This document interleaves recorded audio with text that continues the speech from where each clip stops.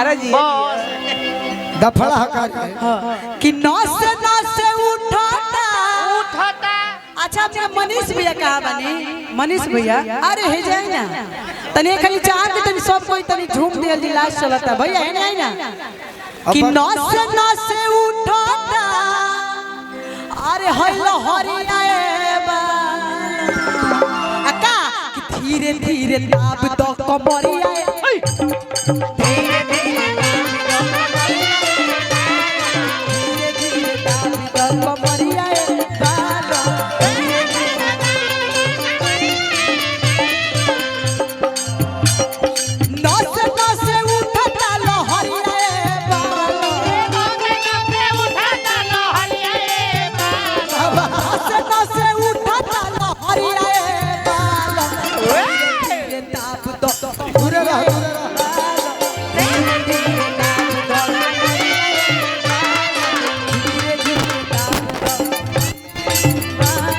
सुनो जब दफड़ा गाओ तारू तो निमन से कि 12 बजे रातिया के धड़केले छतिया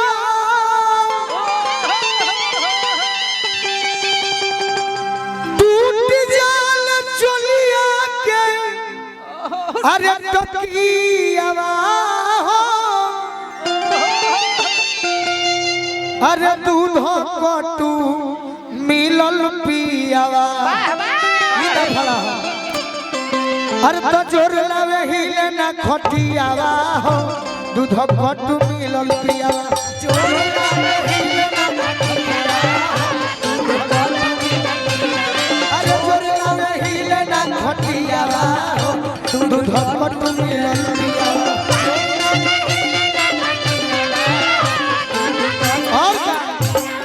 अरे गवन करा के चली गईले परदेश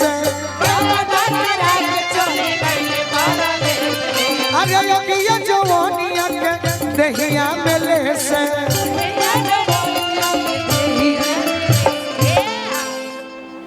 एक बेरी बोतल नहीं अरे दियावा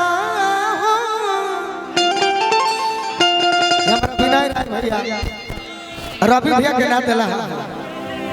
सार हवे ही से अरे दूध कटू मिलल पियावा अरे तो जोर लावे हिले ना खटियावा दूध कटू अरे जोर लावे हिले ना खटियावा हो दूध कटू मिलल पियावा और अरे कतन बताई दुख दिलवा के अंदर अरे बाहर में बस गईले जखमी जीते दो बाहर में बस गईले जखमी जीते दो बाहर में बस गईले जखमी जीते अरे जान के जरवले पड़े अरे जी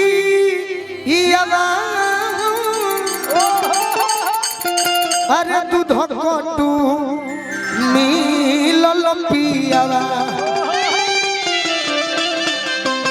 अरे जोर लावे हिले ना खटियावा दूध कटू मिलल जोर लावे हिले ना खटियावा अरे जोर लावे हिले ना खटियावा दूध कटू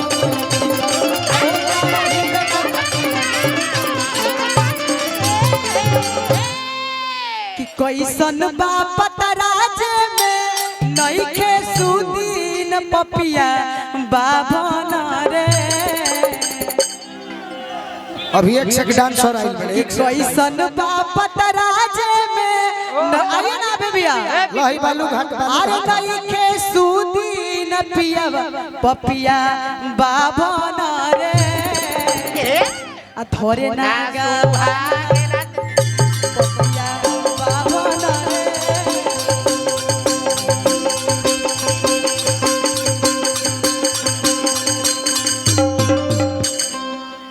जब 10 मिनट सुने को होगा तो बैठ के कहानी खलक सुनत हो। चलो मारो उड़ान।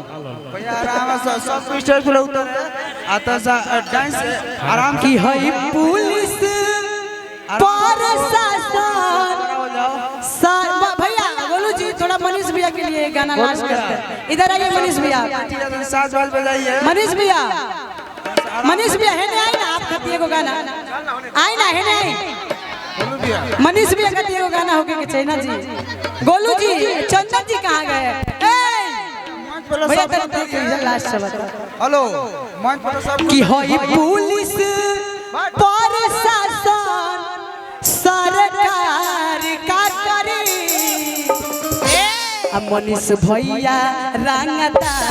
नौजवान का करे भैया रंगदार नौजवान का करे है पुलिस प्रशासन सरकार का करे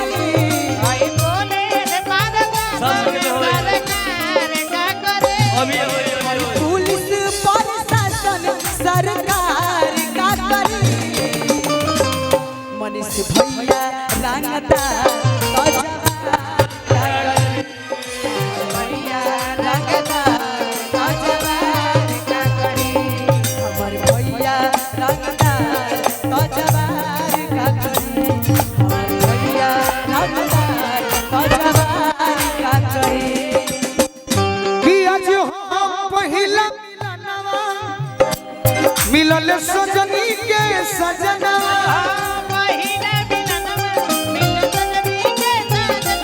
हमारे अंग गुलाब नियन खिलल बा बदना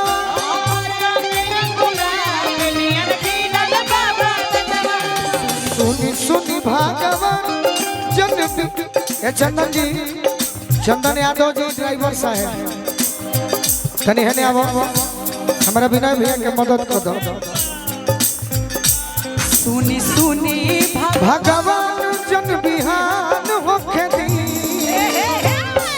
आज राजा जी के कोरवे में जवान होखे दी आज राजा जी के कोरवे आज राजा जी के कोरवे जवान हो आज राजा जी के मोठावा में मनीष भैया के मेहरारू कही है बड़ा सुंदर मेहरारू बड़ी देखलू हम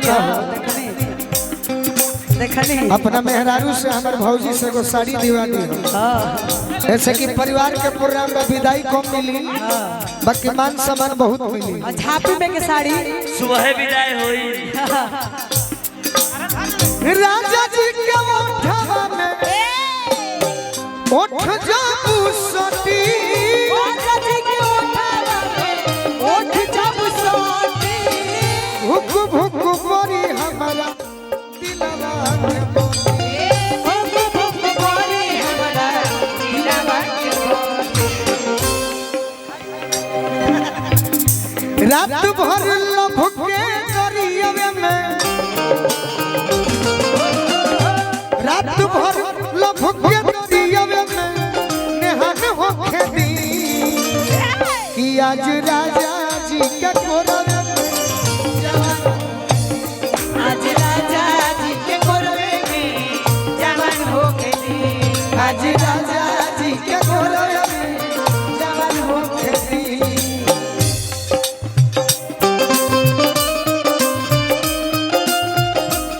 दिले फलाना के मौली 3 गो साड़ी पहिरेली